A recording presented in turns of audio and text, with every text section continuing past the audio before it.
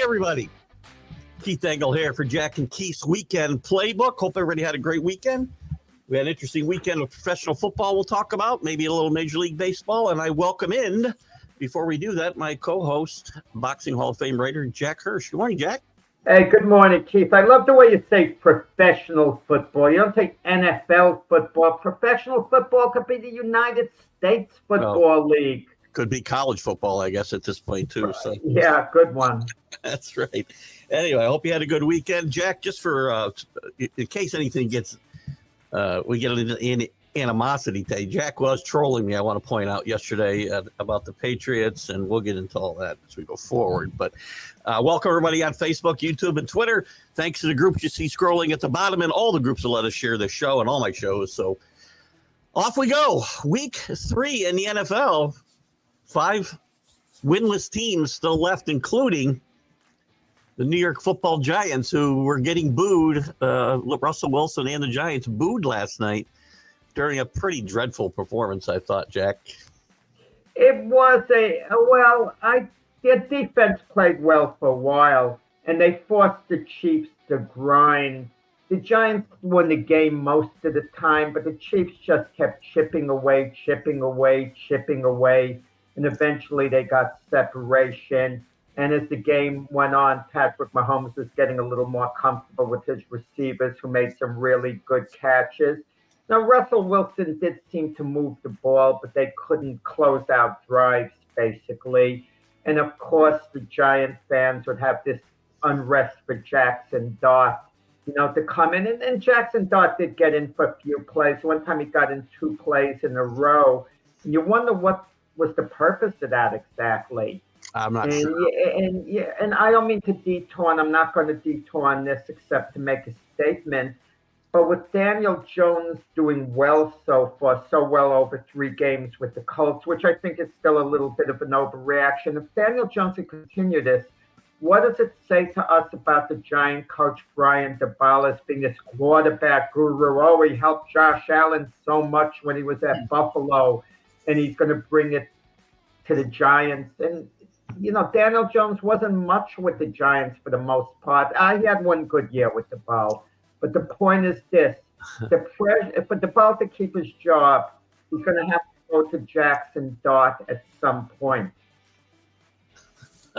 Danny thinks you look younger today, by the way. You must have had some... Yeah, thanks. Thanks, Danny. I mean... Weekend at you tell me I look older. I mean, you could have said that, but thanks, Danny. Listen, I mean, this is the calls for Jackson Dart are going to get louder and louder, because this is just what happened this year, obviously. One little silver lining, I think Cam Scatterbo played pretty well last night after Tracy got hurt early in the game. I thought that was an interesting development. I like this kid. I think he can bring something to the Giants or some NFL team. I like this kid a lot. He's a 4th-round draft choice, which meant they were going to utilize him during the year. He's a crowd favorite. He's a little over dramatic, the way, he's going to try to fight for the extra yard, the way he's going to fall. He reminds me a little of Pete Rose, when Pete Rose would make a catch and go, rolling on the ground. Yeah. It wasn't really necessary, the over dramatics, but that was Pete Rose, and the fans loved it, and they would associate it with extra effort. So the way Scatterbo, they associate whatever he does. Oh, he's always giving 100%. The way he plays, I mean, I don't think will lead to a long shelf life in the NFL, actually. He may be a fast-burning star, if he's a star at all. But he likes to mix it up.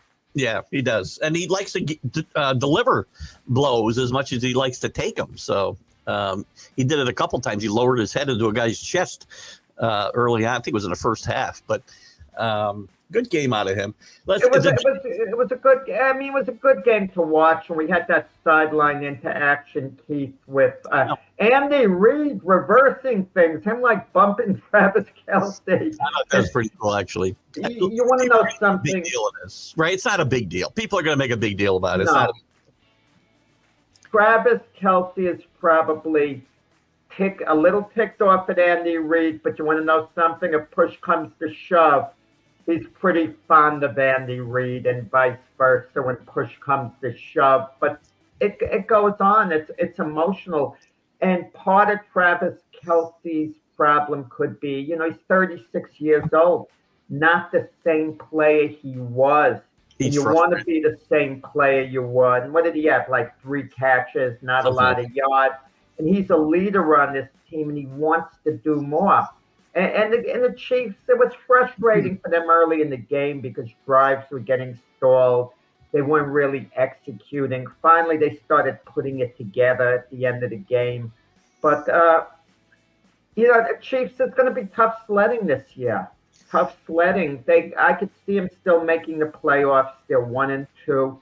But that favoritism that they've had in their mini dynasty the last, what are we calling it, 7 years or something like that, that's gone. They're just one of a number of teams that have a shot at going to the Super Bowl, and they're not favored by any means. They're like 3 teams favored ahead of them right now: the Ravens, Buffalo, and the Chargers, and you could add in 1 or 2 more if you wanted to see who would go to the Super Bowl.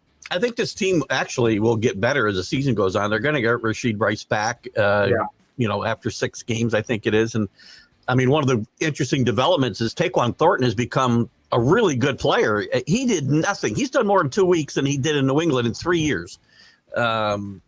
He's got some talent. He made an incredible catch last night that didn't quite go for a touchdown, but just a tremendous catch maybe it was late in the game. I don't remember. I think it was in the fourth quarter. But this was a big win for the Chiefs, and the Giants are just circling the drain again. I'm getting tired of the same thing with a number of teams in the NFL, and my New York Jets first and foremost amongst them. Oh, they're building something good. They have a good young coach. They have a new culture. They got this and that going forward. No, they don't. They don't. The Giants are as far away from the Super Bowl as ever. The Jets are as far away as ever. But then these teams tease us, Keith. Okay, they have a semi-good year, maybe even make the playoffs and then get annihilated the first game, and we think, oh, what a good year. And then they fall back the next year. The NFL is about getting to the Super Bowl. If you don't get there, at least you want to know, if you're a fan, you have the type of team that can genuinely contend. And case in point would be the Detroit Lions. They've never been to one Super Bowl in their franchise history. But you want to know something? If they don't get there this year, at least they're serious contenders. We're in the hope business, Keith. As a fan, we're in the hope business. Yeah, I mean that's why 0-0 is always great. Every fan's got hope until week 3 when you're 0-3 like the Giants and show 0 and prove it, because the only team they played decent against doesn't look very good either. By the way, so it'll be interesting to see what happens. Let's go on the other side of town. Another backup quarterback playing. We had 5 quarterbacks, backup quarterbacks starting, or maybe 6. I think it was 5. Tyrod Taylor gets to start with Justin Fields out, and the Jets, in typical Jet fashion, fall behind. They come back and kind of miraculously stage a comeback, but still manage to lose the game at the last minute. And this was just typical Jets, just rip the heart out of their fans over and over again. You see any hope for this team as a Jet? Yeah, I mean, I see hope in the sense that the rest of the way they have 14 games. They're good enough to go 7-7 the rest of the way. And then what are we going to say? Oh, how much the Jets have improved. Now they're willing to take the next step next year. And maybe they would take a step next year and go something like 10-7 and then losing the first game of the playoffs, the scenario I mentioned a moment ago. And then the following year, they'll be back to 7-10. I just don't want to hear it anymore. The Jets are supposed to have this touted defense. I know Sauce Gardner went out to the tent with a concussion and all, but they were in a position to steal the game at the end. Steal the game. McDonald, a sensational play, blocking the punt and then scooping it up and running in for a touchdown. one of the great plays in New York Jet history, you could argue, had they won the game. Yeah. And all of a sudden I'm looking up and it's like, what? A lost cause? And they're on the verge of actually pulling off a semi-historic upset for this franchise. You know, the way they would have won the game against the the way they would have won it. I wouldn't say well, maybe historic is a little off. I mean, that shows how desperate, we are as Jets fans. But they wind up losing the game. The defense doesn't hold. Baker Mayfield is able to make plays, get his team in position for the game-winning field goal, and I don't want to hear, to take something good out of it the way the Jets have. Look, they're going to win games before the game's over. The rest of the season, they're not going to be bad. They're not going to be bad, but it's going to be business like usual, like business the way it was last year. Last year, people forget, despite the 5-12 record, the Jets easily could have been 10-7. Their defense failed to hold on last drives. They failed to execute when they had the ball at the end of the game. And this is kind of like more of the same. And the Jet defense that was supposed to be elite, under Robert Saleh. Now we had Aaron Glenn, a defensive coordinator with the Lions. It, quite frankly, on balance, has been disappointing. I think Aaron Glenn's going to need a lot to change things there a little bit. I mean, a lot of the culture is still lingering, I think, in that building. A lot of the players on the defense, especially, are still there, and they have disappointed since about the time Robert Saleh got fired. That defense has not been what it was hyped up to be. So. No, when Saleh was there, the defense was fine, and Saleh was fired when the team was 2-3, 5 games into the season, because they lost that game in England where the Jet owner Woody Johnson was an ambassador. So he was embarrassed in front of his friends. But when Saleh was there, the expectations were higher. 3 years ago, we were thinking in terms of Super Bowl. They got Aaron Rodgers that's going to take a serious run at the Super Bowl. We would not have settled as Jet fans to just go to the playoffs and win one game and then get eliminated. We would not have settled for it at that time. That's how high our hopes were. Now, I mean, it's basically no hopes. It's 0-3, and it's just play well the rest of the season, hope to develop and see where we are going forward. But we get fooled by illusions, Keith, where teams start doing well the second half of the season, and we think they've truly built something that's going to carry over. And a lot of the time, they really haven't. Happens a lot, and it's one of the reasons I'm not in favor. We're not talking about coaches necessarily getting fired in this segment right now, but when you fire coaches and you put interims in place and they do well over the second half of the season, you may end up with a guy you really don't want. See Antonio Pierce at the Raiders. So, and exactly. These guys end up being coordinators elsewhere, and they're not particularly successful.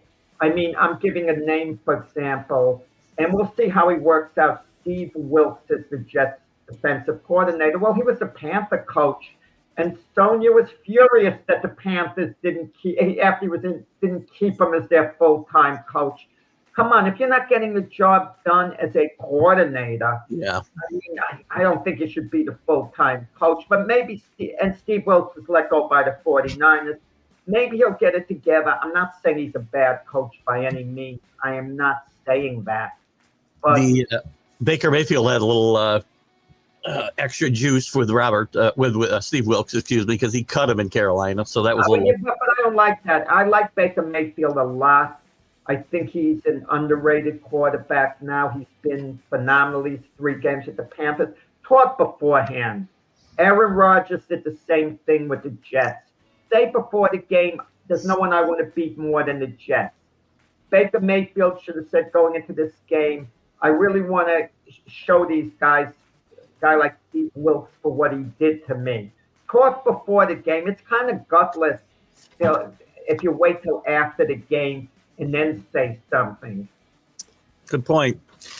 Let's move on a little bit east to just north of Boston. The Patriots yesterday, and Jack was trolling me yesterday, I will point out. but probably with good reason. This team, there's no way this team should lose this game yesterday. Drake May looked like every time he had pressure on him, he's like throwing the ball or up in the air. I don't know what he's doing. They turned the ball over 5 times. They got inside. They got 14 points. They scored. They were inside the 10-yard line 3 other times and came away with 0 points. That can't happen. Up to the point where I'm saying kick it on first down before you get a chance to fumble it. Ramondre Stevenson, who I love, 2 more fumbles yesterday, one really costly. Gibson won at the goal line. Aaron Rodgers was terrible yesterday. Absolutely terrible. And they've got to beat this team. They ran for 64 yards, and he threw for 139, and they get beat. They give up 21 points. Defense played pretty well. They just kept coughing the ball up when they had chances. And I say this all the time, and I love Mike Vrabel, but I'm not letting him off the hook here. This type of stuff comes down to coaching, and you cannot turn the ball over 5 times, and a lot of it in in scoring territory. Awful performance by the Patriots yesterday. I told you, Keith, right before the season, Mike Vrabel doesn't have a good handle on this team this year. He reminds me of a rookie quarterback, and he's not a rookie coach. He had a degree of success at Tennessee. I understand all that. Maybe a little more than a degree of success. But it's going to be a learning experience for him with the Patriots this year, even though he's a former Patriot player of high note, and it's in the sense he's coming home again. Between him and developing Drake May, he's got to do a lot better job than he did with his quarterbacks, at Tennessee. And Aaron Rodgers didn't play well, I'll agree, but he made the plays when he had to. He did. That's the thing. We talk about closing out games. When Aaron Rodgers had to close things out at the end, he did.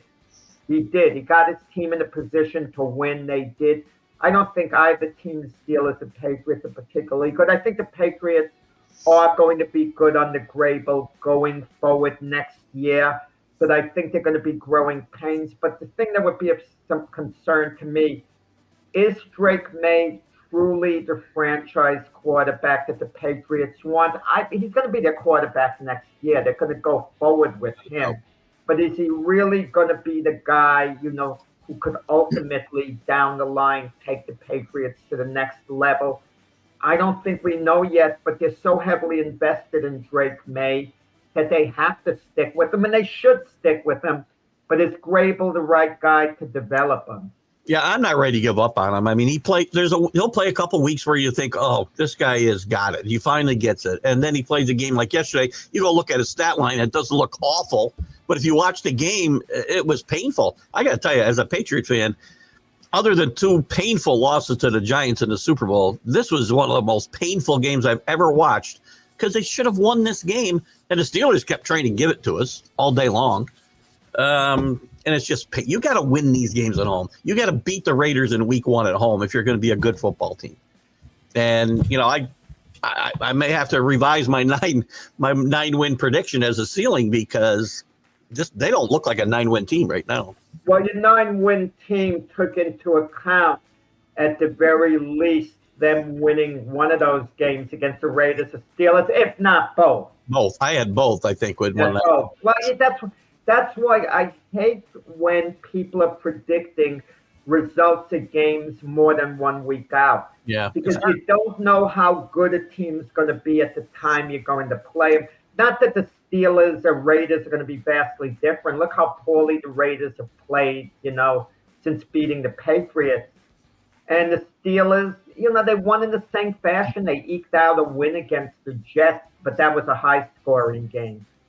Yeah, I'm not sure. Again, your point about Vrabel, this is a work in progress. He still doesn't have all his guys in here, I think. There's going to be a lot of guys that aren't going to be here next year if they don't improve their play.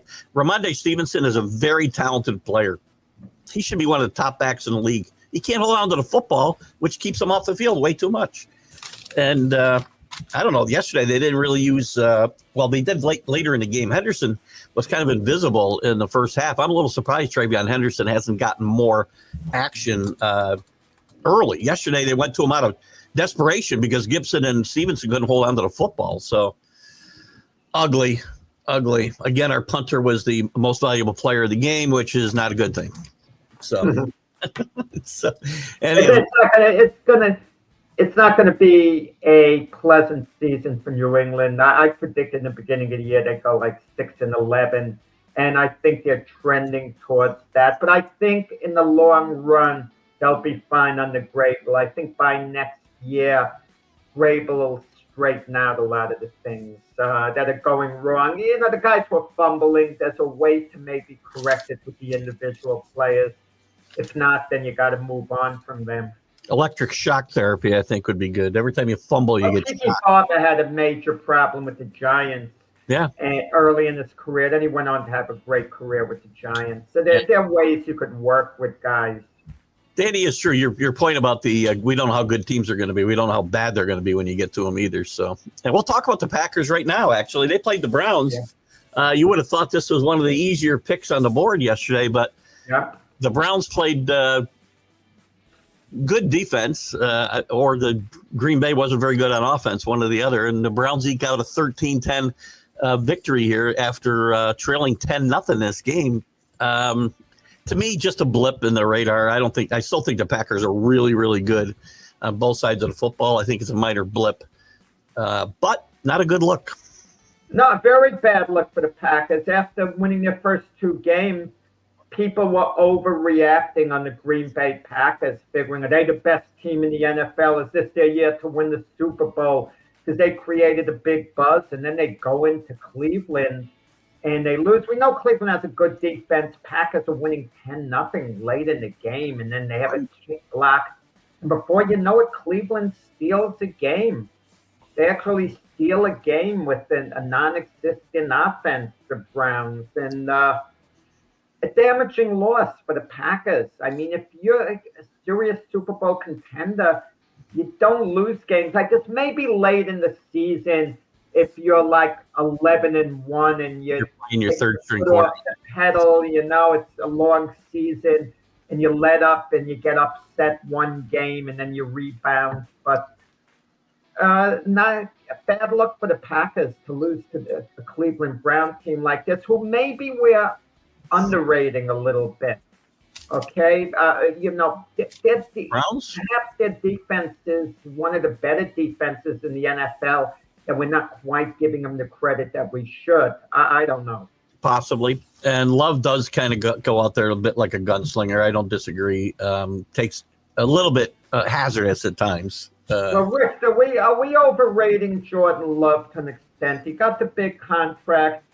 We keep waiting for Jordan Love to take the next step to be an elite quarterback, and he's been trending gently towards that direction, in all fairness to him. Okay, he hasn't been a disappointment, but when you talk about the top 10 quarterbacks in the NFL, I don't think anyone ever mentions Jordan Love's name. Not really. I mean, most people, I don't think. Packer fans, maybe. And Vikings fans like Rick probably put him in the bottom 20 or 10. But one other thing, too, you talked about the block kick. Rick talks about it constantly, about special teams. We don't a lot of teams don't pay enough attention to special teams, and you see block kicks right and left, missed kicks, bad tackling on returns, and this is another interesting. I've never seen anything like this in all my years of following the NFL, the effect special teams have had. I've never been the biggest proponent, you win or lose games on special teams.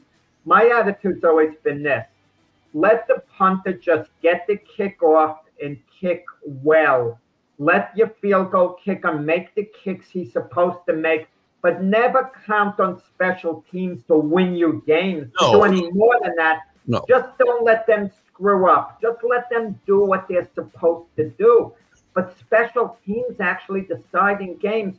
Some teams are getting burned. A team like the Tampa Bay Buccaneers, their special teams have been maybe the worst in the NFL, yet they're 3-0. They've been lucky to survive special team blunders one after the other, and they better address it at some point.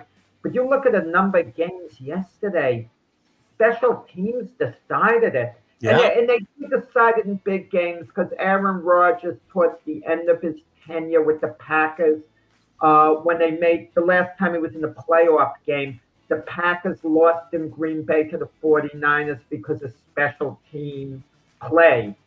So, but it's been amazing, the effect special teams have really had so far the first 3 weeks of the season. Stands out when it's not good. You kind of ignore it sometimes when it's good. As you said, you can't rely on that to win games, but when you lose, but not to mess up. No, when you do it badly and it stands out a lot more than when you do it well, in my mind. So, absolutely. And our audience is pretty much in agreement on our love comments. Michael talked about the fact that he's probably as good as he'll ever be. He's not going to take the next step. And I don't know. You consider this. What is this Jordan Love? Is this his third year as a starter? I believe that sounds right. Third year as a starter, right. And it takes a lot of times, a few years for some quarterbacks to fully develop. I mean, we're in a rush with all these quarterbacks. But Jordan Love has been on balance. He's been a good quarterback on balance. But for what they're paying Jordan Love and for the type of team the Packers have, we expect an elite quarterback. If the Packers are to win a Super Bowl, Jordan Love has to be, when I say an elite quarterback, a top 10 quarterback in the league. He can't be like a middle-of-the-pack type starter. And he's a little better than that now. He's a little better than a middle-of-the-pack starter. But, he's got to show us he's special. And at times he does, and at times like yesterday, I mean, they should have won the game, the Packers. Jordan Love just didn't play well on balance. Well, if you're going to play a gunslinger attitude like Rick was referring to, you're going to be up and down and not consistent week to week, right? And that the defense may hold them up because I think their defense is going to be very consistent. I'm not necessarily against a gunslinger attitude if the quarterback has a lot of firepower, like Brett Favre was the ultimate gunslinger. Okay, we're talking about the Packer quarterbacks. Brett Favre can throw 2 interceptions, but he'll keep coming at you. Yeah. But Jordan, how many Brett Favres do you have? Fortunately for a lot of people, only one. But a great player, one of a kind for sure. Let's move on to another one of your favorite topics. You did mention this name yesterday. The Colts and Daniel Jones now 3-0 with a very impressive win. Not a good team in the Titans, but a nice win on the road nonetheless. Go out and win by 3 touchdowns. He plays clean again, plays very well. Now, yes, Taylor had a great game, and he's got a lot of pieces around him that are really good. I think the Colts, I misjudged maybe. Again, it's only 3 weeks, but this is a team I may have misjudged as being better than I thought they might be. And Daniel Jones. Again, I know they might have to go 8-0, 9-0, 10-0. Maybe they got to win a Super Bowl before you think Daniel Jones is going to be any good.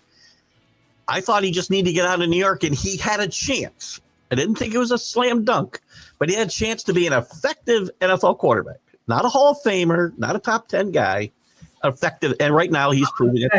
Effective. Yeah. With all this Daniel Jones hype, let me throw these questions at you, Keith. Daniel Jones comes in as a backup, won the starting job. Is he doing let's talk about reclamation projects like Daniel Jones. Is he doing anything that Mac Jones isn't doing now? Not really, no. Again, wait, I'm not done. Is he doing anything that Carson Wentz didn't do yesterday when he had his chance to come in? No. Is he doing anything that Marcus Mariota didn't do yesterday? No. These guys are given opportunities. Daniel Jones can be an effective NFL quarterback. He's capable of playing well, and he's played well these 3 games. And the Colts don't have the hardest schedule looking forward. Next week, though, they're playing an LA Ram team who has to be pretty ticked off at the way they lost to the Philadelphia Eagles yesterday, blowing a 19-point lead when they're up 26-7.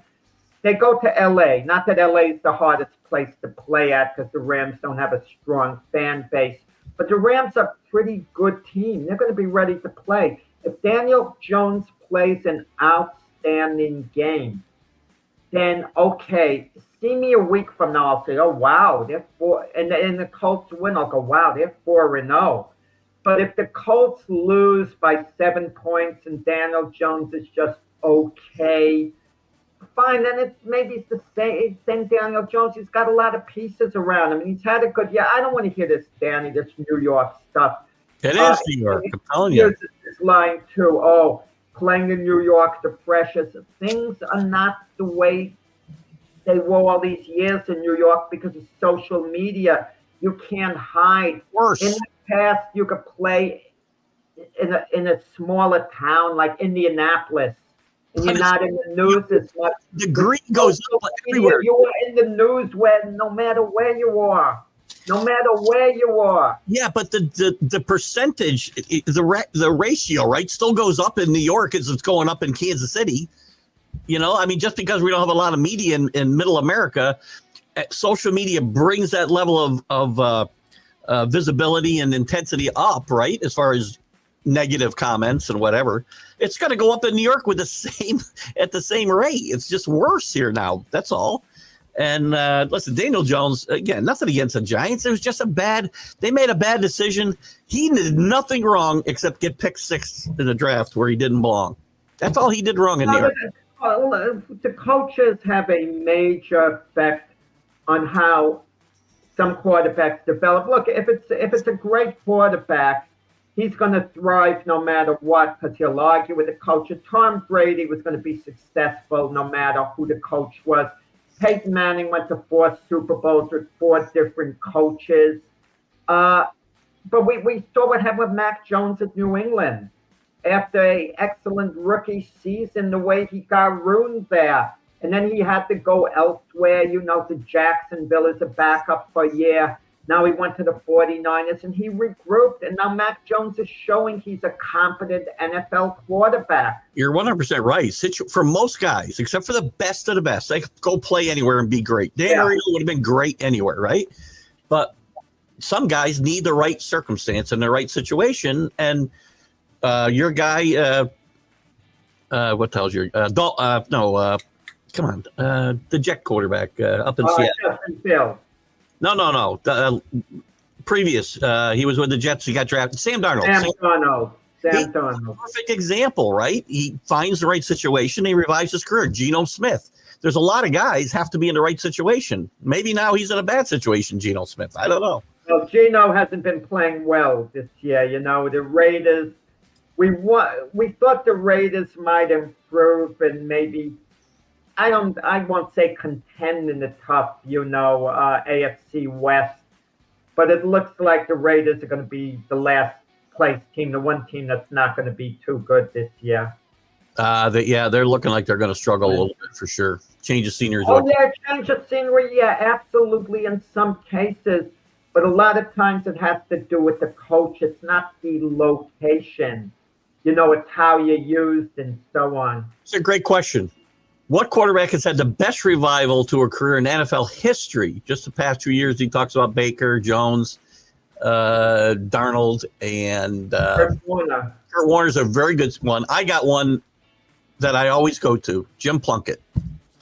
Jim Plunkett, his career was in a toilet worse than any of the guys we're talking about here. He didn't play for nearly 4 years, sitting on the bench, getting his body healthy, and he comes back and he wins 2 Super Bowls with the Raiders. I think Jim Plunkett is the biggest revival story in the history of the NFL as far as quarterbacks. That's a great question. Great question. Yeah, that is. That's a good question. Baker Mayfield's name was just brought up there by Danny. Baker Mayfield wasn't that bad at Cleveland. He was there 4 years and had 2 good years out of the 4. Fumble. And then Carolina and Sam Darnold at Carolina. Neither of them were good with the Panthers, but they were good when they moved on from the Panthers. It's to consider that, coaching has a lot to do with it and how a guy is used. But Jim Plunkett, excellent call there. Struggled at New England. He goes to the Raiders, wins a couple of Super Bowls. He's not in the Hall of Fame, is he, Keith? He is not. One of the few guys with 2 Super Bowl rings that isn't. I'm not sure should the quarterback, just because they won a couple of Super Bowls, go to the Hall of Fame. I think we look at other factors. There's going to be a big debate with Eli Manning. Eventually, Eli's going to get in because I think Eli is well-liked. And I'm not saying he wouldn't be deserving, the Giants were kind of mediocre with Eli during the regular season, but they did win the 2 Super Bowls. And Eli also had the Iron Man streak, playing all those consecutive games. That counts a lot for me. It does count a lot, for sure. That's not easy to do, especially a quarterback.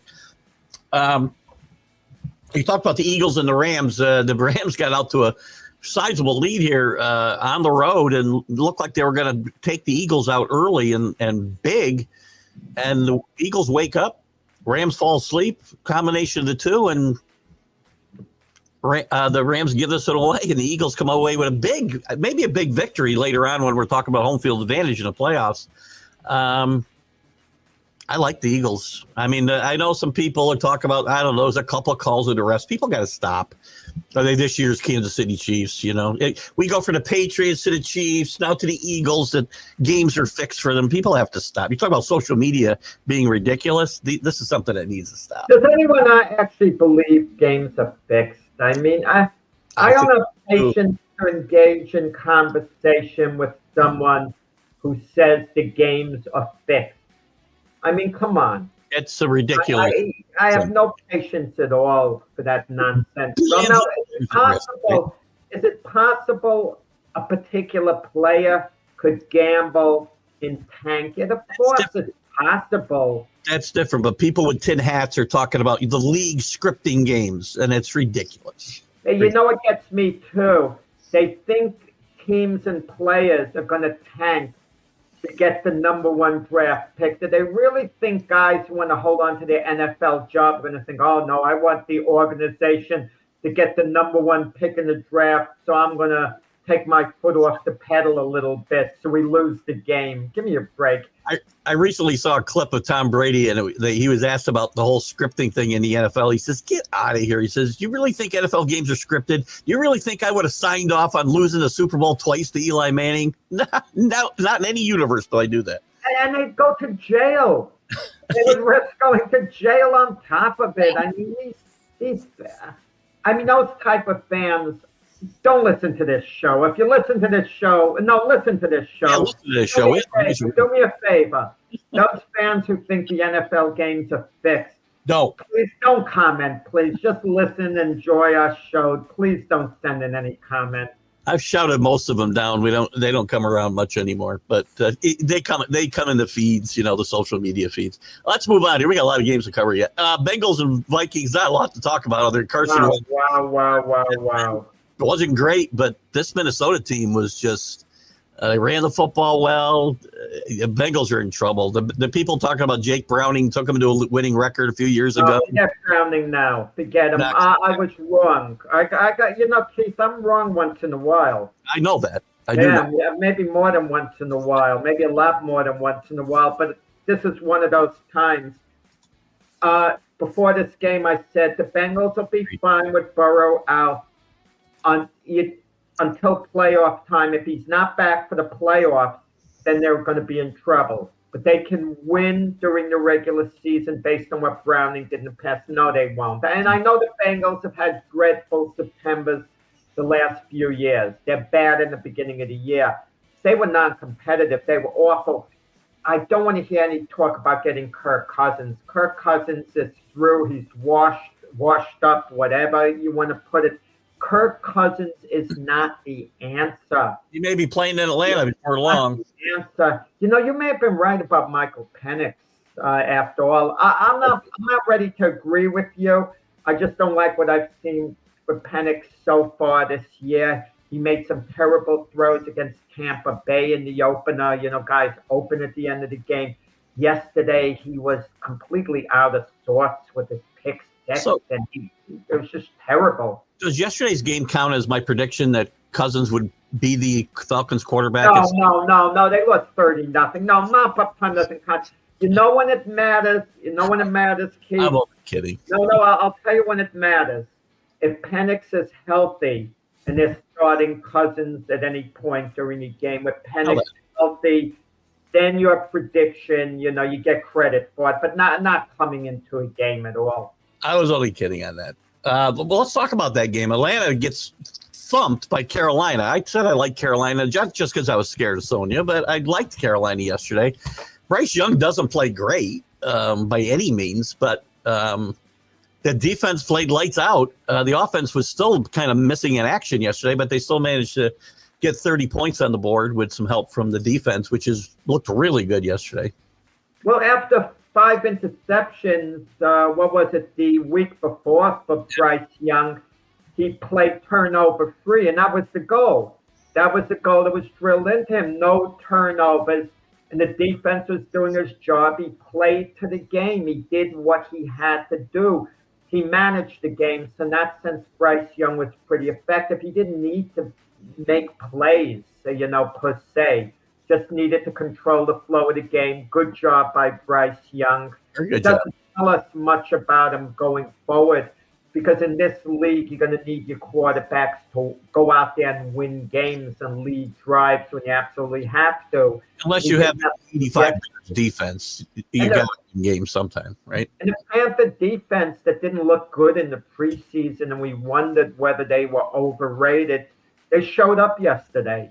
They showed up, and I think before the year's over, Panthers aren't going to be a bad team. I projected them to be like 8-9 or thereabouts, and then that's what I kind of think they're going to be. That's where I have it. Well, they're going to lose this week. Sorry, Sonia, but they'll lose this week. The Tampa Bay Buccaneers, who normally win the division 5 years in a row, but they normally get there the last week of the season. I mean, I think they're going to have a lot of breathing room this year. Like when you look at the Falcons and the Saints and the Panthers, I don't see them pushing the Buccaneers to the brink, to win that division. They're coming close. We were talking about the AFC South earlier with the Colts. This is not a good division. The Jacksonville's played pretty well for 3 games. They're 2-1. They beat the Texans, who fall to 0-3. And I don't know if is this team as talented, the Texans, as I think they are? Is it just a lack of talent, or are they just not playing to their potential? Because C.J. Stroud has been just okay the last. He hasn't been okay. He hasn't been good this year. But in fairness, he has no offensive line. Yeah. He has no running game. He's constantly under pressure, but he hasn't looked good. You see certain other quarterbacks were constantly under pressure. At least they play semi-well. They make plays. C.J. Stroud has been really shaky this year, and nothing like his rookie year. I mean, he's in his 3rd year now, but the offensive line is a mess with the Texans. Their defense is still, I don't want to say elite the way some other people do, but they have a pretty good defensive unit. But the offensive line is, wow. You'd think they would have addressed it a little better, and they're 0-3. Yeah. And Indianapolis is 3-0. It seems nearly over for the Texans before, the season even. The offensive line is horrible for like half of the league. They're horrible, the offensive line. Every time I'm watching the Texans play, C.J. Stroud is rolling out, not by design, because he has to. He doesn't have time to stay in the pocket, but he's not making good decisions. Certain quarterbacks can make these split-second decisions and find a seam, an opening, and hit the receiver to pass. C.J. Stroud doesn't strike me as your prototypical pocket quarterback. He's got to do things on the move when he has some time, and then he could be really outstanding. A team that is playing very outstanding right now, and we won't overhype them like we have the Packers, but the Chargers are playing really good football. Justin Herbert's playing as good as anybody in the league at the moment, and this team looks to be the real deal. The Broncos are disappointing at 1-2, and I don't think their defense has been as good as it's hyped up to be. We thought that was going to be the next coming of the 85 Bears, and they're not playing well at all. No, not disappointing. I won't say disappointing. I could throw this at you, Keith. If they played anyone but the Chargers yesterday, maybe they win that game. They lost to an elite team. They lose that field goal at the end of the game to an elite team. The week before, I would have gotten ticked off because Denver would have beaten Indianapolis, who's trying a 60-yard field goal that they missed. But they're offside, giving them another chance. And special teams stupidity, a blunder cost them the game. But Denver's going to be fine before the year's over. They're going to be fine before the year's over. Division losses are going to be very important in that division. That's the worst part of this for the. 1-2, and the Chargers are 3-0. Yep. I mean, I'd be concerned if I'm Denver. Concerned, but don't worry. Take it a week at a time. Win games. I project Denver still to be a playoff team when all said and done. To save James Martin any morning sickness, we'll only talk quickly about the Seahawks routing the Saints yesterday. The Saints are really bad. I mean, of the 0-3 teams, they're the worst ones. And there's a couple of some bad performances like the Dolphins, but I think the Saints are the worst team I've seen all year, and I don't see anything getting better there. I think I overrated the Saints when I said they go 2-15 this year. you go. I had a fun opening game. I told myself, things are out of whack the first week of the season. The Saints are going to spring an upset, and then they're going to lose 8 or 9 in a row. Saints are dreadful. I mean, they're just flat out bad. Don't overanalyze the Saints. And getting Kellen Moore, we got a good young coach. Well, Kellen Moore wasn't an outstanding coordinator per se. I mean, he was went from the Cowboys to the Eagles. He had all this talent. The Saints have one outstanding player in Chris Olave, their wide receiver. They're not a good team. That team's got to be in a complete rebuild. Agreed. And I don't want to hear Spencer Rattler's coming along. So what's he 0-9 as a starter now? Yeah, that's pretty bad. You got to win games. They need an overhaul in New Orleans, and they need to start finding out right now what players are going to be with them going forward. Next year, the year after, and that's what I concentrate on. Yep. I don't look for the Saints to rebound and win 5-6 games this year. You can say they're safely on the clock. They'll win a couple of games. They'll win 2 games. Somehow they'll win a couple of games on the schedule and go 2-15, I think, at some point. The question with the Saints, too, and any team like that, are they going to play hard all season long? If they play hard, it's a positive reflection on the coach that they maybe can overcome this in time and move in the right direction. If they're not really playing hard and they're not competitive, there's a problem. And that was a problem yesterday. For sure. A team that needed to win badly, and their coach put them really on the spot and called them out in public. Good for him. Maybe inspired them a little bit. Maybe it's the team they played, but Caleb Williams was really good yesterday and got the monkey off his back a little bit with a win and a really well-played game by him yesterday. Turnover free, 4 touchdowns. You can't ask for any more there. I still think this is a pretty good football team once they get this system locked in a little bit. It takes some time. That's a complicated system he's trying to install there. And he's doing it. Look, at 1-2 is not the end of the world. And last one is 49ers and Cardinals. Kudos to Caleb Williams. A quick comment. I like Caleb Williams a lot. He's a battler. He's going to be a really good quarterback going forward. And he showed you yesterday what he could do. I think so, too. 49ers nipped the Cardinals. The Cardinals lose a tough one and also lose their number 1 running back in James Conner for the year, which is going to be a huge loss for them.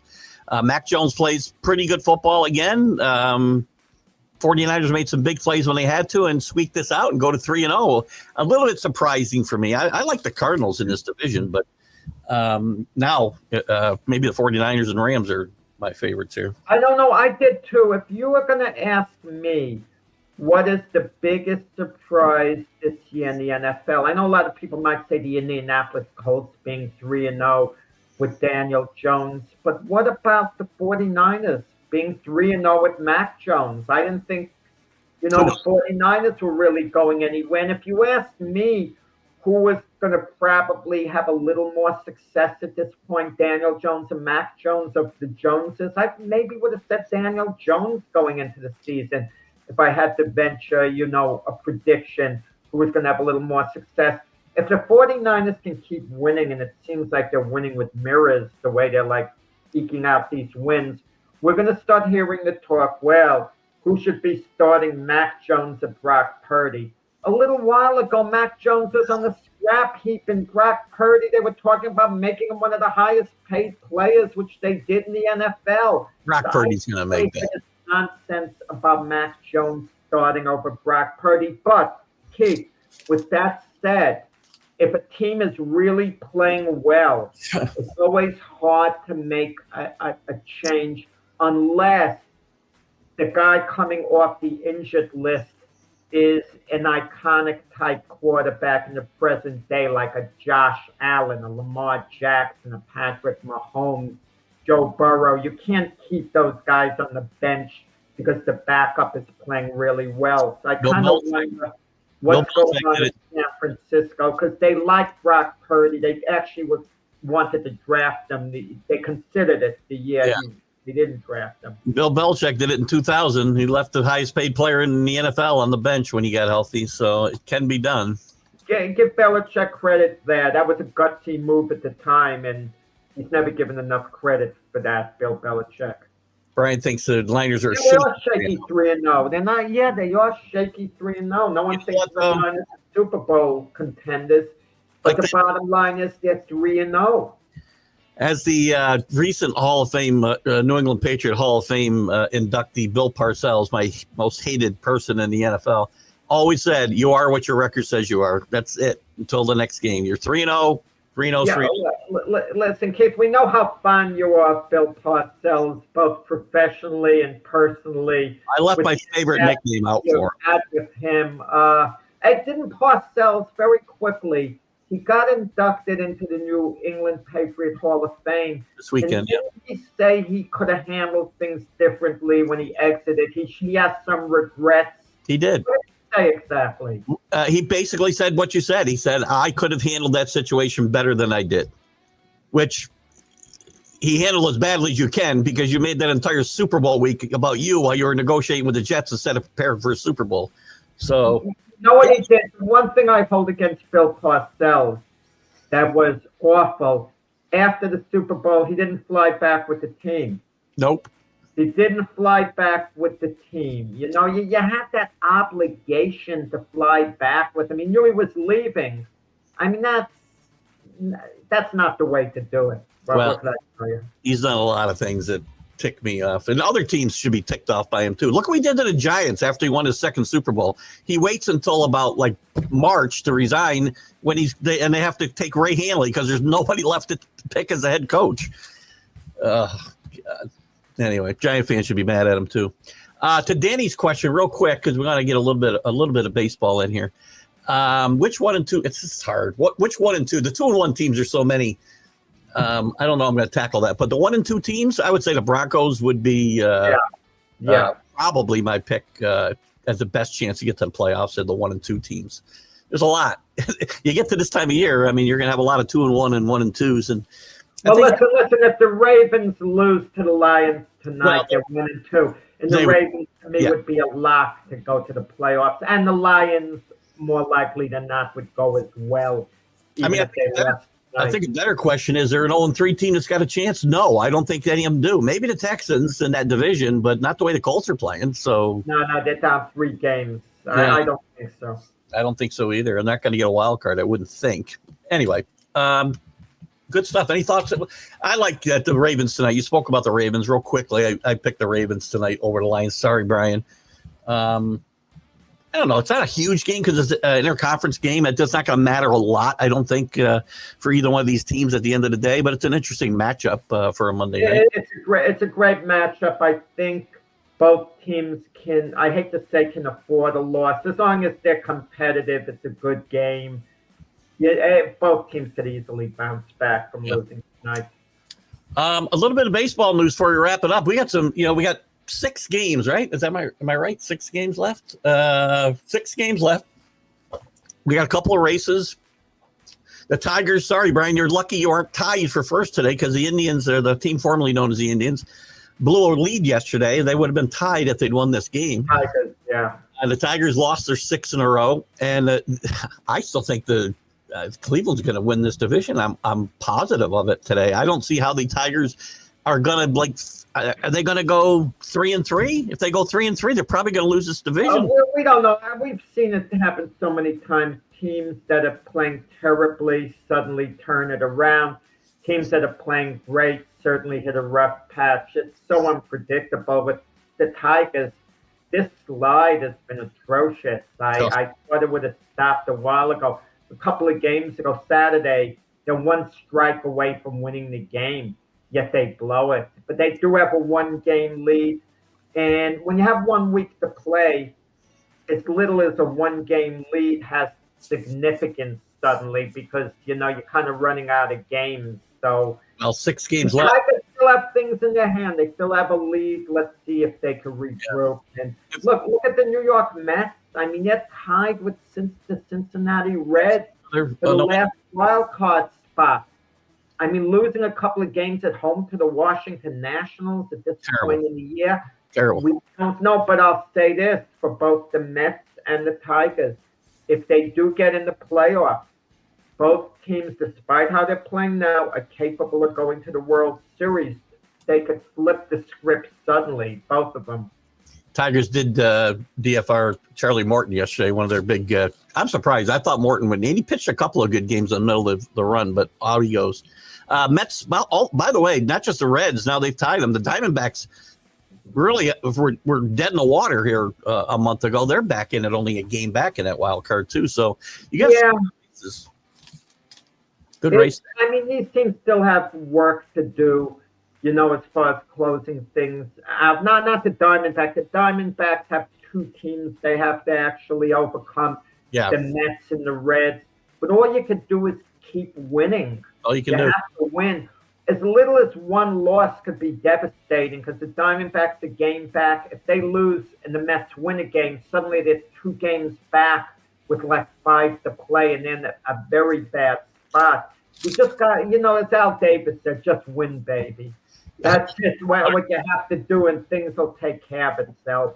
100%. Cal Raleigh, I just have to talk about Cal Raleigh real quick. Hits his 58th homer. He's still got a shot. I know there's only 6 games left, but he's hitting one every day lately. He's got a shot at 62 with 6 games left. This is one, I think, he's already set records for catchers. He's broken Ken Griffey's team record. This is one of the great seasons in the history of Major League Baseball when you consider the position he plays. He's one of the best defensive catchers in the league as well. This is one of the great seasons in Major League Baseball history. One of my favorite broadcasters is Michael Kay. I know he's not the most popular. I like Michael Kay an awful lot, okay? And he had a graphic to compare Aaron Judge to Cal Raleigh, who should be MVP, showing all these stats where Judge is better, this and that, and saying we're so used to Judge being great, we take it for granted, that's fatigue, give the MVP to someone else. He's had a great season. Great MVP, both Judge and Cal Raleigh. Aaron Judge is my favorite player in baseball, okay? If you ask me who my favorite is, I love the way he conducts himself. But if I had to vote right now, it still has a week to go in the season, and anything can happen in a week. I would actually vote for Cal Raleigh. And I know Judge has a high award. It's not just about stats, OPS. Wars are made up. Another factor, too. Cal Raleigh, in all probability, is leading his team to a division title. Yankees aren't going to be, in all probability, aren't going to have the division title. And it's not necessarily best player, it's most valuable. And I think Raleigh is a tiny bit more valuable to the Mariners than Judge is to the Yankees. And Raleigh broke Mickey Mantle's switch hitting record. What Raleigh's doing is historic. What Judge is doing is semi-historic. We'll talk about that in a minute. We're going to end the show today, Jack, agreeing, because I agree with everything you just said. First of all, war is a made-up stat. I hate that one. But the division, it is. It's most valuable, not best. Yeah. Raleigh might be the best. No, I love Aaron Judge as much as you do. He's had a great season. But Cal Raleigh's is historic, and when you take both of them away, both teams would be worse, obviously, if you took them away. Mariners are nowhere as close to winning this division without Cal Raleigh. Guaranteed. Handles that pitching staff great job. And no, it's no disrespect. If Judge wins, I'm not going to have an argument. I'm okay with either one. I think Raleigh should win, though. Next show we do, Keith, let's leave a few more minutes for baseball because we're at that point in the year. We should do that. We'll get through the games faster next week, especially the ones that don't matter, like the Saints. Sorry, James. Yeah, I mean, put like baseball. And Real quick, I thought Pat McAfee going off the diving board Saturday was pretty cool. I'm starting to really like McAfee. I didn't like him, and I'm liking him more and more all the time. And if you didn't see it, he made his pick on game day and did it from the high dive down on the campus in Miami. So it was pretty cool. He is a character, I have to tell you. Jack, great show today. Thanks for coming. And we'll be back Friday, guys. We'll recap our college picks from last week. They weren't very good, I'll point out right now, at least for me. And we'll talk about some college. We'll review the baseball because there'll be just a couple of games left at that point. And look ahead to the NFL season as well, or week as well. Thanks, Jack. Have a good one, guys. See you Friday.